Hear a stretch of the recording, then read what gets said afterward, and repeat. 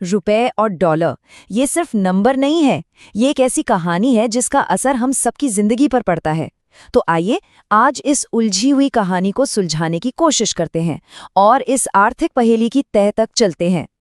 तो सबसे बड़ा सवाल यही है, आखिर ऐसा क्यों है कि भारतीय रुपया अमेरिकी डॉलर के सामने हमेशा थोड़ा कमजोर ही नजर आता है?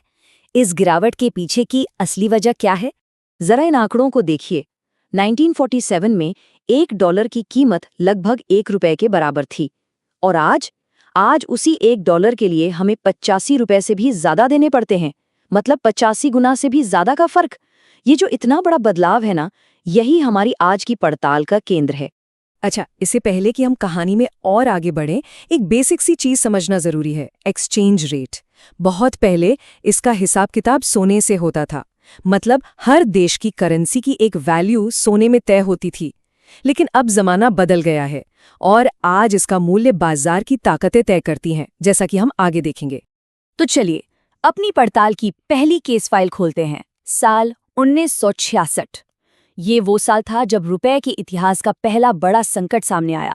तो हुआ ये कि उस दौर में देश की आर्थिक हालत बहुत ही नाजुक थी। दो युद्ध और भयंकर सूखे ने अर्थव्यवस्था की कमर तोड़कर रख दी थी। हालत ये थी कि भारत को पैसों के लिए दूसरे देशों की मदद पर निर्भर रहना पड़ रहा था। और फिर देखते ही देखते हालात हाथ से निकलने लगे। विदेशी मदद तो मिल रही थी, लेकिन एक शर्त पर कि भारत अपने रुपए की कीमत कम करे, यानी अवमूल्यन करे। भारत ने शुरू में साफ मना कर दिया, लेकिन देश का विदेशी मुद्रा भंडार खतरनाक तेजी से खत्म हो रहा था। आखिरकार जब कोई और रास्ता नहीं बचा, तो सरकार को एक बहुत ही कड़ा फैसला लेना पड़ा और एक ही झटके में रुपए की कीमत 57% गिरा दी गई। लेकिन सबसे अफसोस की बात तो ये है कि इतना बड़ा कदम उठाने के बाद भी जिस विदेशी मदद का वादा किया गया था, वो पूरी तरह से कभी मिली ही नहीं। ये एक ऐसा संकट था जिसने भविष्य के लिए एक दर्दनाक सबक जरूर दिया। अब आते हैं कहानी के दूसरे और शायद सबसे नाटकीय मोड़ पर। साल 1991। ये वो वक्त था जब भारतीय अर्थव्यवस्था लगभग ढहने वाली थी। ये संकट अकेला नहीं आया था। समझिए कि एक साथ कई तूफान आ गए थे। एक तरफ खाड़ी युद्ध की वजह से तेल के दाम आसमान छू रहे थे, तो दूसरी तरफ हमारा सबसे बड़ा कारोबारी दोस्त सोवियत संघ बिखर चुका था। ऊपर से विदेशी निवेशक भारत से अपना पैसा वापस निकाल रहे थे, जिससे हालात और भी बिगड़ गए। हालत इतनी ज्यादा खराब थी कि भारत के पास सिर्फ 3 हफ्तों का जरूरी सामान बाहर से मंगवाने का पैसा बचा था। देश असल में दिवालिया होने की कगार पर खड़ा था। अब इस हालत से निकलने के लिए एक ऐसा कदम उठाया गया जिसके बारे में सोचकर भी आज हैरानी होती है। भारत को अपना सोना गिरवी रखना पड़ा। जी हाँ, 67 टन सोना, जिसे रातों रात हवाई जहाज़ों में भरकर गुपचुप तरीके से इंग्लैंड और स्विट्जरलैंड भेजा गया, सिर्फ इसलिए ताकि देश को दिवालिया होने से बचाया जा सके। कहते हैं ना, हर संकट एक अवसर लेकर आता है।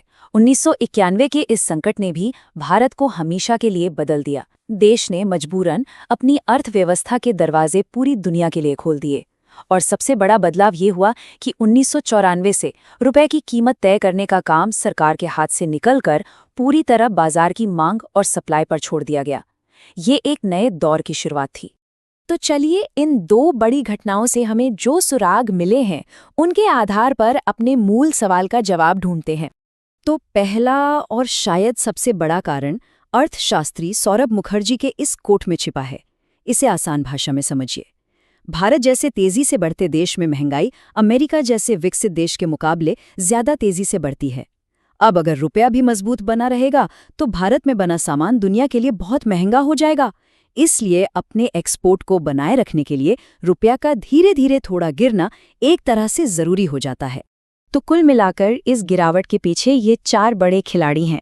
पहला तो वही महंगाई का फर्क जो हमने अभी समझा।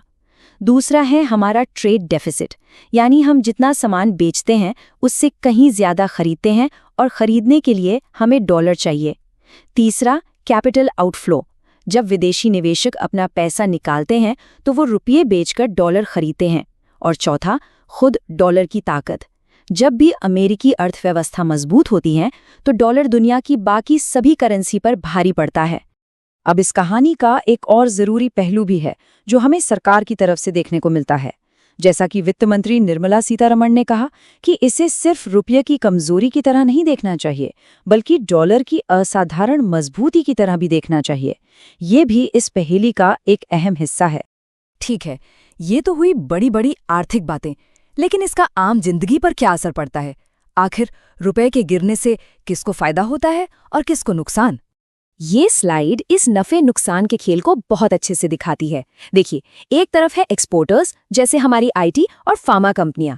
वो तो खुश होती हैं क्योंकि उनकी डॉलर में हुई कमाई अब ज्यादा रुपए में बदल जाती है। विदेश से पैसा भेजने वाले परिवारों को भी फायदा होता है।